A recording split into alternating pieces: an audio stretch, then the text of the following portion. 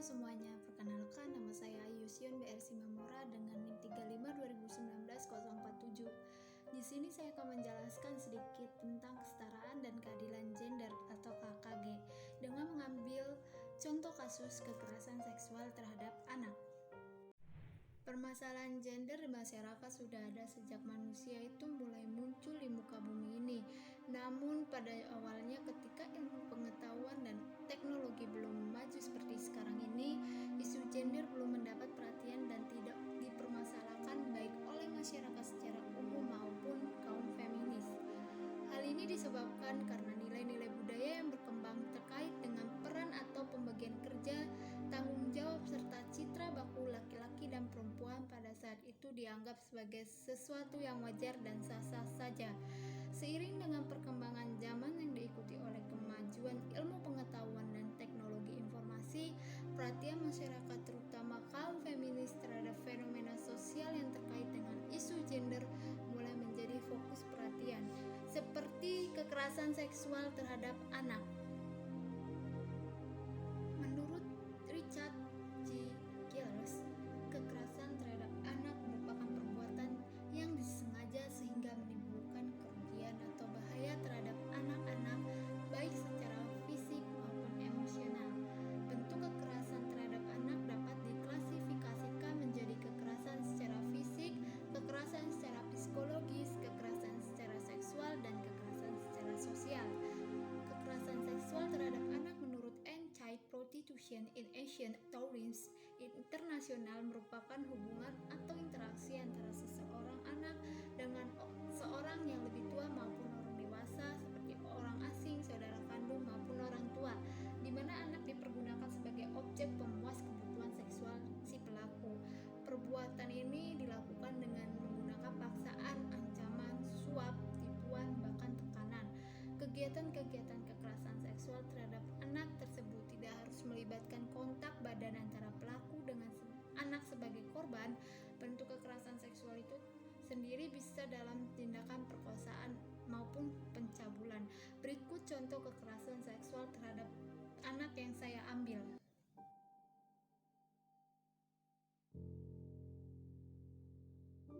Ya, saya itu waktu SMP lah ya, saya lagi jalan di daerah sekolah situ, tiba-tiba ada motor yang lewat dikendarai seorang laki-laki dan dia mencolek bokong saya gitu. Tapi setelah saya dewasa, saya merasa oh my god, apa yang saya alami itu adalah bentuk kekerasan seksual gitu loh. Melecehkan saya, menjadikan saya sebagai objek seksual. Kekerasan seksual terhadap anak adalah apabila seseorang menggunakan anak untuk mendapatkan kenikmatan atau kepuasan seksual. Tidak terbatas pada hubungan seks saja, tetapi juga tindakan-tindakan yang mengarah kepada aktivitas seksual terhadap anak-anak, seperti menyentuh tubuh anak secara seksual, baik si anak memakai pakaian atau tidak memakai pakaian. Segala bentuk penetrasi seks, termasuk penetrasi ke mulut anak menggunakan benda atau anggota tubuh, membuat atau memaksa anak terlibat dalam aktivitas seksual, secara sengaja melakukan aktivitas seksual di hadapan anak atau tidak melindungi dan mencegah anak menyaksikan aktivitas seksual yang dilakukan orang lain, membuat, mendistribusikan, dan menampilkan gambar maupun film yang mengandung adegan anak-anak dalam pose atau tindakan tidak senonoh, serta memperlihatkan kepada anak, baik itu gambar, foto, maupun film yang menampilkan aktivitas seksual. Di sini saya menggunakan materi kesetaraan dan keadilan gender. Kesetaraan dan keadilan gender atau KKG suatu proses untuk menjadi adil terhadap laki-laki maupun perempuan secara konstitusional. Perempuan sebagai warga negara memiliki hak dan kewajiban yang sama dengan laki-laki. Selain jaminan hak asasi perempuan yang terdapat dalam Konvensi Perempuan Amandemen keempat Undang-Undang Dasar Negara Republik Indonesia tahun 1945 juga telah mencantumkan hak asasi setiap warga negara termasuk perempuan dan anak. Peran negara dalam fenomena kekerasan seksual terhadap anak yaitu menurut ketentuan Undang-Undang Nomor 23 Tahun 2002 tentang Perlindungan Anak Pasal 6 Ayat 3 dan Undang-Undang Nomor 11 Tahun 2012 tentang Sistem Peradilan Pidana Anak Pasal 90 mengatur anak sebagai korban berhak mendapatkan rehabilitasi dari lembaga maupun di luar lembaga. Kemudian diatur pula ke dalam Undang-Undang Nomor 13 Tahun 2006 tentang perlindungan saksi dan korban bahwa korban tindak pidana berhak mendapatkan bantuan hukum baik secara medis maupun secara rehabilitasi psikososial. Secara statistik, kasus kekerasan seksual terus meningkat termasuk yang terjadi pada anak-anak.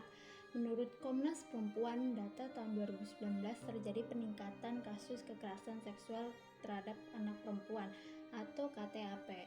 Kasus meningkat dari 1.417 kasus pada tahun 2018 menjadi 2.341 kasus pada tahun 2019 atau naik sekitar 65%. Kasus yang paling banyak terjadi adalah kasus incest yang ditambahkan dengan kasus kekerasan seksual yakni sebanyak 571 kasus.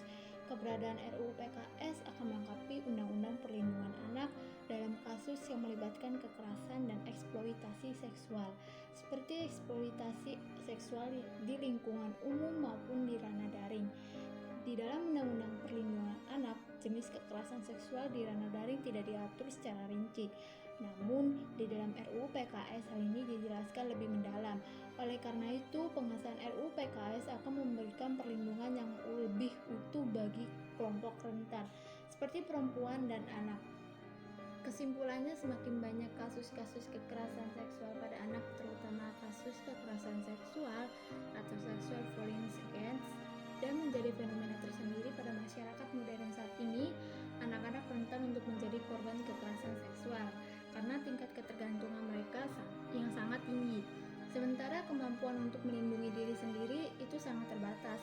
Berbagai faktor penyebab sehingga terjadinya kasus kekerasan seksual terhadap anak dan dampak yang dirasakan oleh anak sebagai korban, baik secara fisik maupun psikologi dan sosial. Trauma pada anak yang mengalami kekerasan seksual akan mereka alami seumur hidupnya. Luka fisik mungkin saja bisa sembuh, akan tetapi luka yang tersimpan di dalam pikiran belum tentu hilang dengan mudah. Hal itu harus menjadi perhatian karena anak-anak menjadi korban.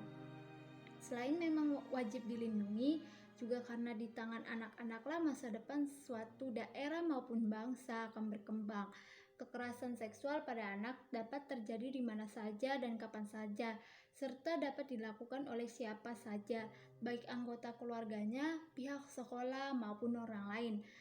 Oleh karena itu, anak perlu dibekali dengan pengetahuan seksualitas yang benar, agar anak dapat terhindar dari kekerasan seksual.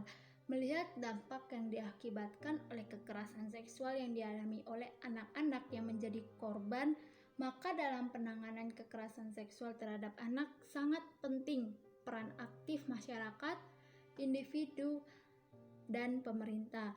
Perlu adanya pendekatan berbasis sistem dalam penanganan kekerasan seksual terhadap anak. Sistem perlindungan anak yang lebih efektif mensyaratkan adanya komponen-komponen yang saling terkait. Komponen-komponen ini meliputi sistem kesejahteraan sosial bagi anak-anak dan keluarga, sistem peradilan yang sesuai dengan standar internasional, dan mekanisme untuk mendorong perilaku yang tepat dalam masyarakat. Sekian penjelasan dari saya. Apabila ada